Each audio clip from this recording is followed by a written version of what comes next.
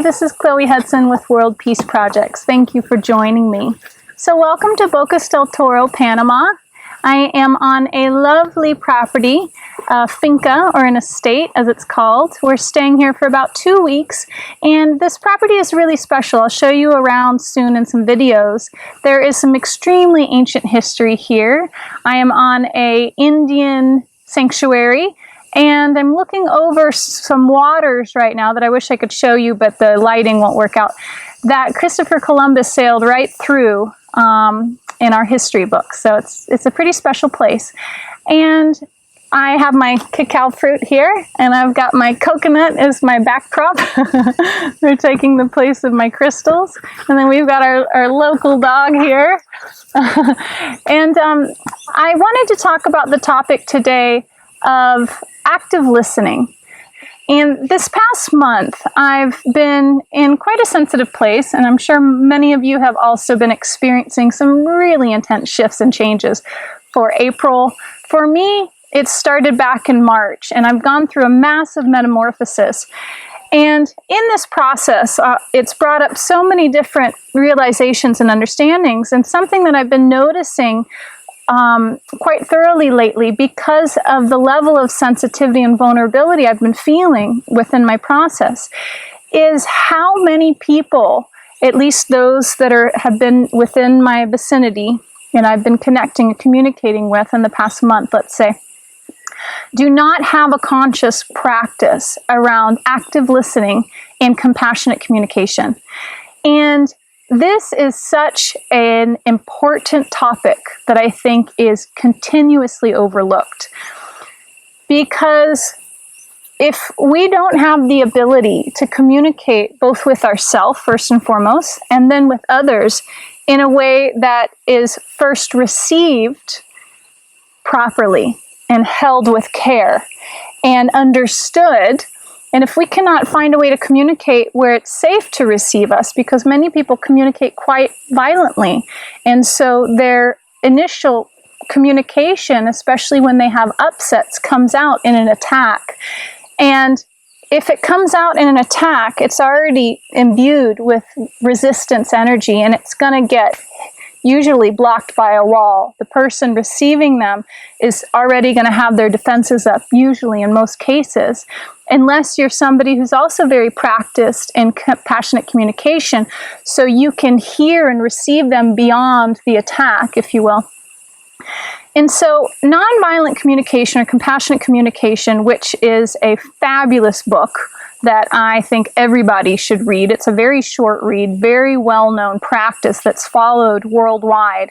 And it's a massive training, actually. I trained under a woman in Hawaii who was I've never felt more heard, and I wish I could remember her full name off the top of my head because I'd love to give her credit for this. On the Big Island of Hawaii, she practices nonviolent communication, and at this point she's probably been practicing it for about 10 years, and she still hasn't mastered the full art of it. So it's a really in-depth process.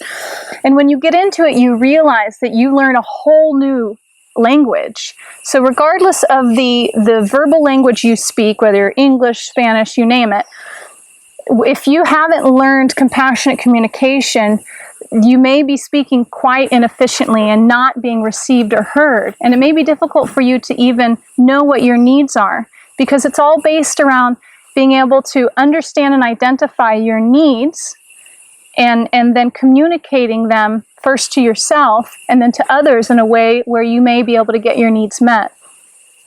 So that's a whole massive practice that is really a wonderful thing to jump into if anybody was interested. Though on more simplistic terms, if we can learn to at least have active listening and start to realize, do you actually care what people are saying? Okay, because we have to get really honest with ourselves here. First of all, are you listening or are you just hearing, right?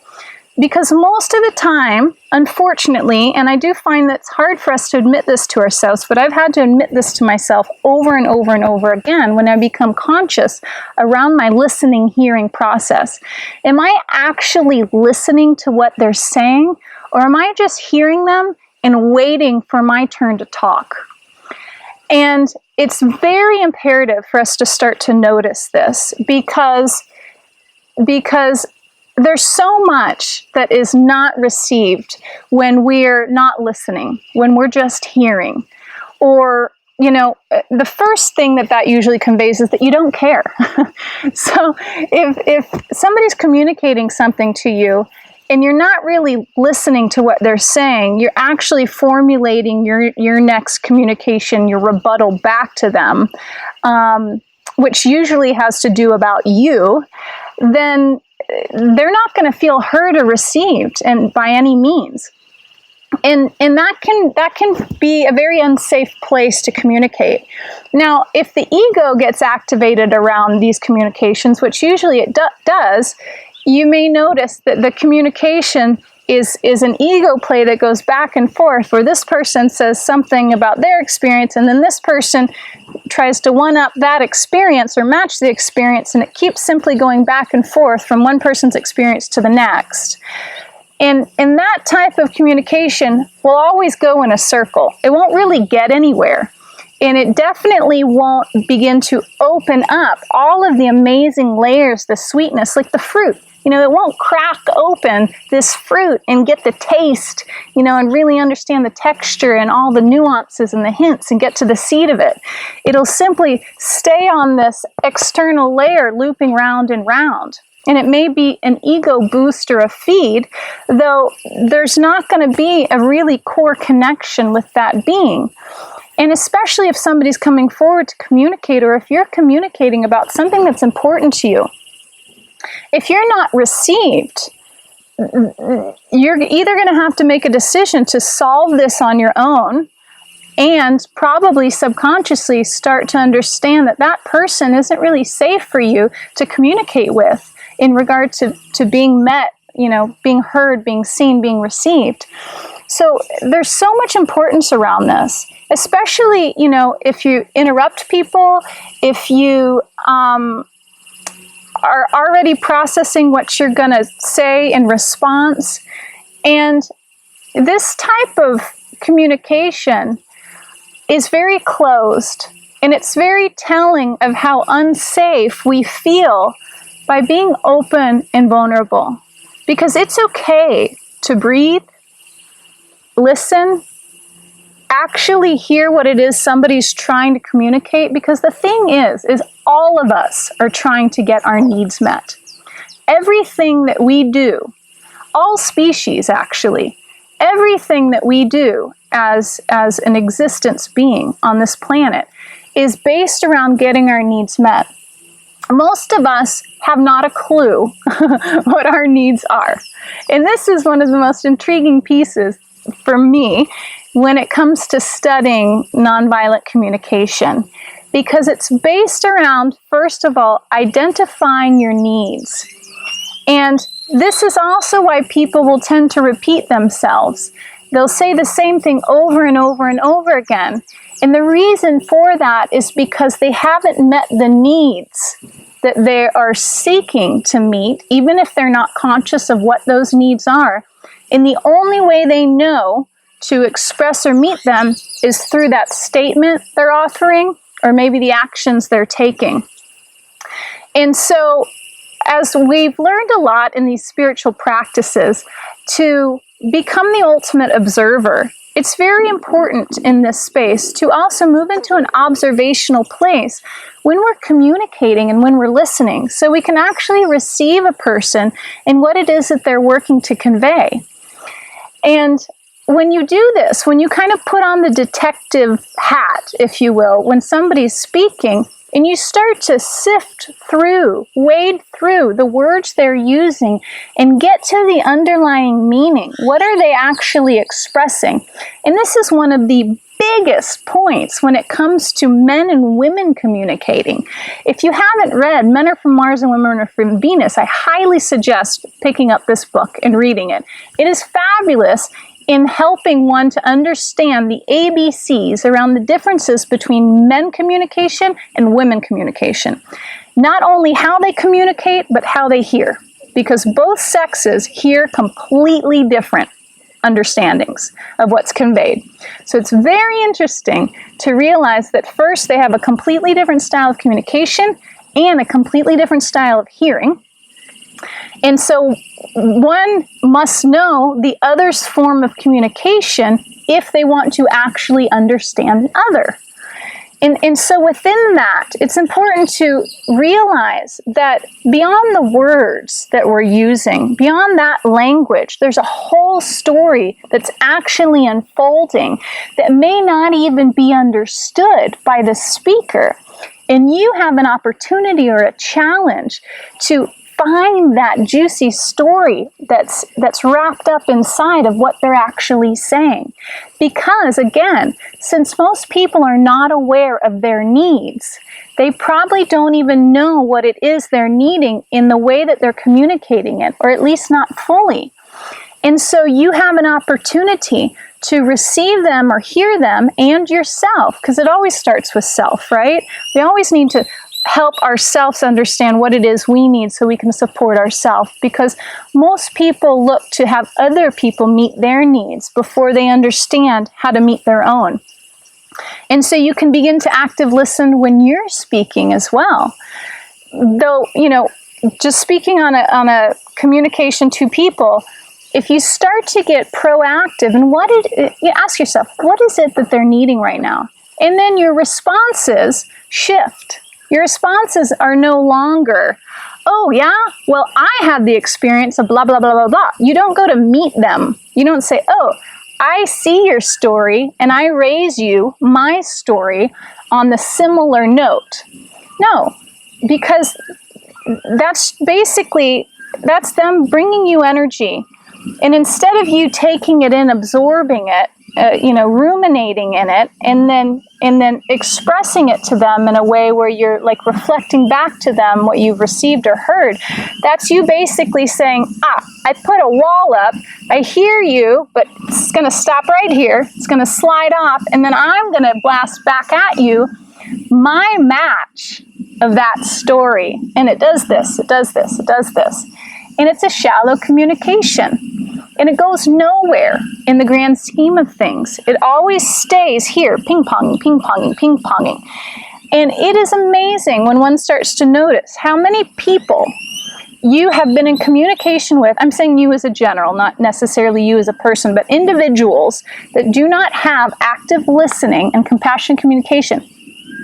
How many years they have been communicating with these same people, and they haven't really gone anywhere. There is a cap on the depth and the level in which they're able to receive themselves and that other person and take that relationship to whole new expanses, because their communication stays just like this. And they're just going back and forth, back and forth, back and forth. And so you can reflect back to them. What is it that I think I'm hearing? What are they needing? So if they come to you and they say, oh my God, I had the worst day. My engine blew up in my car, and then I couldn't get a ride when I got to work. I was 5 hours late, so they fired me. And then I couldn't make it to the bank to get my paycheck cashed, and now it's Sunday, and the bank's closed, and I have no money to buy groceries, blah, blah, blah, right? So you could say, oh, it sounds like you really had a difficult day. You must be needing some stress relief. Maybe you're needing some security. Are you needing to feel comfortable that you're going to be able to eat this weekend? All of these things, you can start listening to what is it that they're needing besides the words that they're saying. And when you do this, you help them to feel received. They feel safe, because most people don't necessarily need a solution. This is another huge issue between men and women. Men love to problem solve. And so when women communicate, they're not necessarily looking for a solution. They just want to be heard. They just want to be listened to and received. So if a man learns to reflect back to a woman that he's listening to them and he's receiving them without needing to do anything, there's no fixing that's required here. It's just, oh, I hear you. That sounds very difficult. You must be really stressed out. These kind of things. Then they can relax. If that meets one of their needs, you'll see a significant shift in that person. And then, and only then, usually is when they'll be able to change the topic of the story or the communication, because that need's been dinged off the list now. They can move on. It's fabulous. And in my time of training under nonviolent communication, I learned so much about receiving myself, understanding myself, hearing other people. It gave me the tools to hear beyond people's attack energy that usually put me immediately in a defense. But now I could start to see what they're talking about. There's something different. There's something behind what they're saying that's actually the crux of the matter. So even if they're throwing it to me in a way that's aggressive, they just don't have a clue that they're trying to meet a need. And they're doing it quite inefficiently, though, because I have the ears to listen and I have some knowledge behind this and some training. I can grab their need. I can pull it out. I can pluck it out and I can show it to them and say, hey, is this what you're needing? And then it's amazing how they may shift, their energy may shift, or to do the same for self, to understand how if you start to realize you're just trying to get your needs met and you're saying things over and over and over, and then you stop and you say, okay, well, this is something I tend to repeat a lot. What's the need behind that? And then when you identify the need, you're like, oh, that's actually a really inefficient way to meet that need. And you start to really understand how to help yourself. And in that way, you won't feel so let down or deflated in conversations when you don't feel received, because you'll understand. Now, it is unfortunate, especially no matter who you are, when you have conversations where you don't feel like you've been heard, it's a bummer. It's unsatisfying. It's like eating this big meal that's not nutritious at all. And you want more, but now you're full and there's no inspiration maybe for the next meal with that same thing or that same person, a new communication, and so it can be very disappointing. And that's why I think it's important to start to look at this, because I don't believe that most people want to dismiss people's communications. I don't think that there's a conscious agenda around this. I think that there's just such a lack of education around listening, and the people that are listening, that it's safe that you actually listen. You can kind of calm your ego and say, hey, ego, this is not about you. This is their moment. Give them 30 seconds. Give them 5 minutes, and receive it. And the same with interrupting when people need to jump in real quick. They just can't even wait. It's things like this. And it's very important to start to understand that, as the book explains, most physical violence begins with verbal violence. And there is a lot more verbal violence than physical violence, usually in general. And this is a really amazing status, because if you start to see how there's always an opportunity, there's always an opportunity to shift the energy of a situation, shift the energy in your being, shift the energy for yourself and for others. Just like with an animal, we're not trained usually to see the alarm and the warning signs that most animals put off. So by the time an animal attacks, we assume the animal just attacked out of nowhere. Oh my God, that's a wild beast. That dog shouldn't be on the streets because it just attacked me out of nowhere.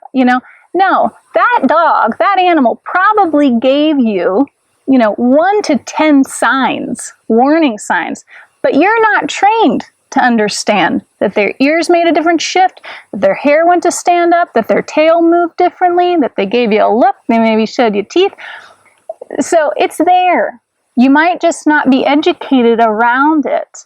And so we can help ourselves to really be received, especially if you want to be somebody who's compassionate and you want to be received yourself. We have to put out what it is we want back. So take some time around this, especially when somebody's coming to you with an upset. Please think about next time when you go to respond, are you responding with what happened to you in that same way, because that's a common response, though it's not necessarily helping.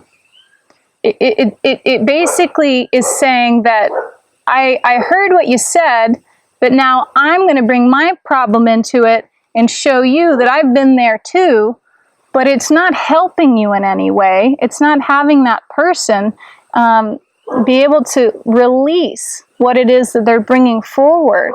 There's a gift in all communications.